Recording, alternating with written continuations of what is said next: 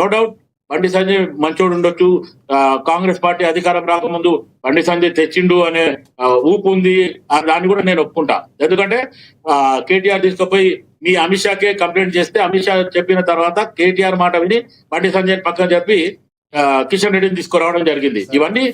ఇవన్నీ కూడా మేము కూడా గమనిస్తున్నాం. బట్ వేరే మీ బండి సంజయ్ పక్కకు జరపడానికి మీ అమిత్ షా కేటీఆర్ మాటలు ఎందుకు అనేది మల్లికార్జున్ కి ఒక ప్రశ్న. సార్ ఒకటి సార్, శివలాల్ గారు ఒక్కటే ఒక క్వశ్చన్ సార్, మిమ్మల్ని దానికి సమాధానం సూటిగా స్పష్టంగా చెప్పండి. మీరు నిజంగా ఇప్పటి వరకు జరిగింది ఆరోపణలు కానీ ఏవైనా చూస్తే నిజంగా ఇది పక్కా హనీ ట్రాప్, 5 కోట్లు డిమాండ్ చేశారని చెప్పేసి కంప్లైంట్ ఇచ్చారు భగీరథ్ గారు. ఇదంతా పక్కన పెడితే ఒకటి సార్, నిజంగా కాంగ్రెస్ పార్టీలో ఉన్నటువంటి సీఎం రేవంత్ రెడ్డి గారి మీద మాకు నమ్మకం ఉంది. నిజంగా ఎంఐఎం ఎమ్మెల్యే మీద ఏదైతే గతంలో రేపు జరిగిన ఒక ఇష్యూ ఉంది కదా, ఆ సంబంధించినటువంటి నిందితుడికి మీరు శిక్ష వేసే దమ్ము మీకు ప్రభుత్వానికి ఉందా? కేవలం భగీరథ్ గారి మీద వచ్చిన ఆరోపణల మీద మాట్లాడేటువంటి కాంగ్రెస్ పార్టీ ఈరోజు గతంలో ఎంఐఎం పార్టీ ఎమ్మెల్యే కొడుకు ఈరోజు జూబ్లీ హిల్స్ పెద్దమ్మ తల్లి టెంపుల్ ముందర ఒక కారులో ఆ అమ్మాయికి మద్యం దాపుతూ ఆమె మీద రేప్ చేస్తే అదే పబ్బు అమ్నిషియా పబ్బు దగ్గర జరిగిన సంఘటనని ఈరోజు ఒక బాధితుడిగా, ఒక చదువుకున్నటువంటి విద్యార్థిగా, ఒక బీజేపీ కార్యకర్తగా, ఒక కామన్ మ్యాన్గా నేను ఈరోజు విచారాన్ని వ్యక్తం చేస్తున్నాను. దానికి శిక్ష వేసే దమ్ము రేవంత్ రెడ్డి గారి ప్రభుత్వానికి ఉందా అని నేను అడుగుతున్నాను అంతే. ఈరోజు నిజంగా భగీరథ చేస్తే ఖచ్చితంగా అరెస్ట్ చేసి చట్టం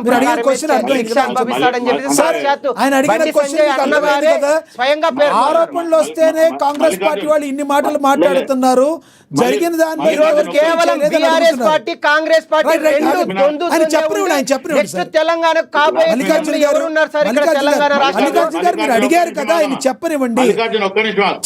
చెప్పండి చెప్పండి. ఇప్పుడు నేను ఏమంటున్నా, ఇప్పుడు నువ్వు అనేది ఏంది, ఎంఐఎం నాయకుని అబ్బాయిని మద్యం తాగిపించిండు, లోపలేస్తే మా బండి సంజయ్ కొడుకుని ఏమంటున్నావు? నేను అలా అనలేదు సార్, మీరు బాగా స్పష్టంగా ఉండండి. ఆల్రెడీ ఒక అమ్మాయిని రేప్ చేసినటువంటి వ్యక్తి మీద చర్యలు ఇప్పటికి కూడా తీసుకోలేదని చెప్పాను అంతే. బండి సంజయ్ కుమారుని సబ్జెక్టు, బండి సంజయ్ కుమార్ గురించి మాట్లాడు. నువ్వు ఎడ్యుకేటెడ్ బీజేపీ లీడర్ అంటే రేపు ఎంఐఎం కొడుకు మీద నువ్వు స్పెషల్ అంటే బీజేపీ పార్టీని మాత్రమే మీరు దుష్ప్రచారం చేస్తారు, బీజేపీ పార్టీ నాయకులనే టార్గెట్ చేస్తారు. ఎంఐఎం ని కానీ లేదంటే బీఆర్ఎస్ పార్టీని కానీ ఎవరు అన్యాయాలు చేసినా వాటి గురించి మీరు బాధ్యత గల ఒక పౌరునిగా కానీ బాధ్యత గల అధికార కాంగ్రెస్ పార్టీ వ్యక్తిగా మీరు వాటి మీద చర్యలు తీసుకోరా సార్? అదొకటి స్పష్టంగా చెప్పండి. నేను మల్లికార్జున్, నేను ఇప్పుడు మనం ఈ రోజు జరుగుతున్న డిబేట్ బండి సంజయ్ కొడుకు సబ్జెక్ట్ జరుగుతుంది. నువ్వు పొలిటికల్ లీడర్ లాగా ఈ సబ్జెక్ట్ మాట్లాడతావా, లేకపోతే ఇప్పటి వరకు జరిగిన కేసులు అన్ని గురించి మాట్లాడతావా? మీరు చాలా మేధావి. నేను మీకు స్పష్టంగా ఒకటే అడుగుతున్నాను సార్, మీరు చాలా సీనియర్ నాయకులు కాంగ్రెస్ పార్టీలో. ఈరోజు ఇది పొలిటికల్ టర్న్ తీసుకుంది. ఎందుకంటే బండి సంజయ్ అన్నని ఎదుర్కొనే దమ్ము లేక కొంతమంది వ్యక్తులు రాజకీయ పార్టీలకు అతీతంగా ఈరోజు ఏకమయ్యారు. ఈరోజు నెక్స్ట్ టార్గెట్ వెస్ట్ బెంగాల్ తర్వాత ఈరోజు నెక్స్ట్ టార్గెట్ తెలంగాణ పార్టీలో భారతీయ జనతా పార్టీ ఇద్దరే, ఒకటి కిషన్ రెడ్డి గారు, బండి సంజయ్ గారు. సో వీళ్ళని ఎదుర్కోవాలంటే ఏం చేయాలి? వీళ్ళు ఎక్కడెక్కడ అవకాశం కోసం ఎదుర్కొన్నటువంటి వ్యక్తులందరూ ఏకమయ్యారు సార్. అంతే సార్, అమ్మాయి ముసుగులో బండి సంజయ్ అన్నని టార్గెట్ చేస్తున్నారు సార్, స్పష్టంగా ఇది తెలుస్తుంది సార్. మల్లికార్జున్, నువ్వు స్టూడియోలో ఉన్నావు, ఎందుకంటే నీ వాయిస్ ఎక్కువ వస్తుంది, మా వాయిస్ అలా ఏం లేదు సార్. నేను ఎందుకు చెప్తున్నా అంటే, నువ్వు పార్టీ పరంగా మాట్లాడతావా, వెస్ట్ బెంగాల్, ఉత్తరప్రదేశ్, లేకపోతే మణిపూర్, తమిళనాడు అని మాట్లాడదాం, దానికి కూడా నేను మాట్లాడతా. అది మీరు ఇప్పుడు ఇక్కడ జరుగుతున్న టాపిక్ ఏంది, బండి సంజయ్ కుమారుని మీద జరుగుతున్నదా ఏదైతే దాడి ఆయన చేసిండో దాని మీద కేసు. ఒకవేళ నిజంగా కూడా మల్లికార్జున్ గాని బండి సంజయ్ గాని ఈరోజు నీ కొడుకు సౌమ్యుడు, చాలా క్లియరు, చాలా మంచోడు అనే నీకు ఆలోచన ఉంటే, ఇప్పుడు యాంకర్ లక్ష్మీనాథ్ గారు చెప్పినట్టు నువ్వు ముందు ప్రొడ్యూస్ చేయి. నువ్వు నీ బండి సంజయ్ నిజాయితీ పరుడు, నా కొడుకుని నేను మంచిగా పెంచినా, నేను వాడు ఉత్తముడు అనే రకంగా ఉంటే నువ్వు ఫస్ట్ పోలీస్ స్టేషన్ లో సరెండర్ చేయి. ఎందుకు యాంటిసిపేటరీ బెయిల్ తీసుకుంటున్నావు? You know that your son is doing all mischievous things and his behaviour is not good. అదే సార్, యాంటిసిపేటరీ బెయిల్ తీసుకుంటే తప్పు చేసినట్టు ఒప్పుకోవడం అది కరెక్ట్ అంటారా? యాంటిసిపేటరీ బెయిల్ తీసుకుంటారంటే అనుమానం ఉంది. నిన్న బండి సంజయ్ గారు బయట ఒకసారి ప్లే చేయండి, ఆయన మాట్లాడింది శివలాల్ గారు వింటారు. బండి సంజయ్ గారు బయట ఒకటి ప్లే అవుతూ చూద్దాం. భయపడే వ్యక్తి కాదన్నా, ఇంత పెద్ద సమాజం. అరే శ్రీరామచంద్రుడికే అరణ్యవాసం తప్పలే. సీతమ్మ మీద అపవాదాలు వేస్తే సీతమ్మని అడుగు పంపి ఇవాళ రాముల వారు అరణ్యవాసం చేసి ఇవాళ తప్పుడు కాదని నిరూపించుకొని ఆదర్శ రాముడు, అందాల రాముడు, అందరి రాముడు, మనందరి రాముడు లెక్క మనకు ఆదర్శ రాముడు అనే వ్యక్తి మన శ్రీరామచంద్రుడు అన్న. నా భుజం మీద కాశ్యాపు జెండా ఉంది, నా శిరస్సు మీద అమ్మవారి ఆశీస్సులున్నాయన్న. ఇక్కడ భయపడే ప్రసక్తులేనా? రే ఆంజనేయ స్వామికి నిప్పు పెడితే అదే నిప్పుపై లంకను మొత్తం ఎట్లా దానం చేసిందో ఇలా బండి సంజయ్ని గెలికిరి వాళ్ళ మీరు పెట్టిన నిప్పు ఒక ఆంజనేయ స్వామిలాగా ఈ దళారుల వ్యవస్థను, ఈ అక్రమార్క వ్యవస్థను, ఈ కుటుంబ వ్యవస్థను, ఈ అవినీతి వ్యవస్థను పక్కా దగ్ధం చేస్తా, దహనం చేస్తా.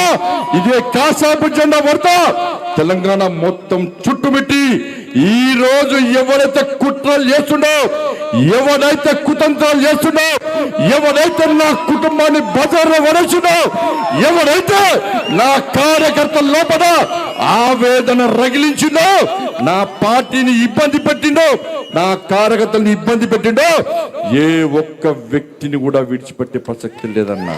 రే ఆంజనేయ స్వామికి నిప్పు పెడితే అదే నిప్పుపై నేనైతే మీరైనా కనుక్కున్నా. మీ ఇంట్లో పెద్ద కొడుకులకు ఉన్నానా, మీకోసం పనిచేసినా, మీరందరూ బాగుండాలని కోరుకున్నా, ఇలా మీకోసం ఆలోచించి, మీరే మీ మనిషి ఆలోచించి, మీ కుటుంబ వ్యక్తికి ఆలోచించి నా కొడుకుకు టైం ఇవ్వలేదన్నా, నా కొడుకుతో మాట్లాడలేదన్నా. వాళ్ళు అదే నా కొడుకును ఒక క్రిమినల్ లెక్క సమాజంలో చూపెట్టే ప్రయత్నం చేస్తే ఒక తండ్రిగా ఎట్లా భరిస్తారో ఒక్కసారి ఆలోచించురన్నా. నా కొడుకు నేనేం తప్పు చేయలేనా? మేము ఫ్రెండ్స్ ఉన్నానా? మేము తప్పు చేయలే, కలిసి ఉన్నాం, ఇలా విడిపోయినాం. నేనే తప్పు చేయలే, నిజాయితీగా బయటికి వస్తా అని చెప్పి ఇలా నా కొడుకు ఎప్పటికీ నేను సమర్థిస్తలేనన్నా. తప్పు ఎవరు చేస్తా కూడా నా కొడుకైనా సరే, ఎవడైనా సరే చట్టం ముందు సమానులే. నా కొడుకు తప్పు చేస్తే తప్పకుండా నా కొడుకు శిక్ష 100% పడాల్సిందే. ఇలా నా కొడుకు ఒక రకమైన చట్టం, ఇంకో వ్యక్తికి ఇంకో రకమైన చట్టం ఉండాలని కోరుకునే వ్యక్తి. రైట్. శివలాల్ గారు, తప్పు ఎవరు చేసినా శిక్ష పడాల్సిందే అని కూడా చెప్పారు ఆయన. నేనేం కాపాడే ప్రయత్నం చేయట్లేదని కూడా చెప్పారు. 101% ఆయన పబ్లిక్ ని రెచ్చగొడుతుండు. అసలు వీళ్ళకి బుద్ధుండాలా, సిగ్గుండాలా? రాముణ్ణి, సీతని, హనుమంతుణ్ణి, వీళ్ళ బతుకులకి అంత పెద్ద మాటలు, ఆ మహానుభావులని వీళ్ళని పోల్చుకోవడం ఎంత మటుకు సిగ్గు ఇది.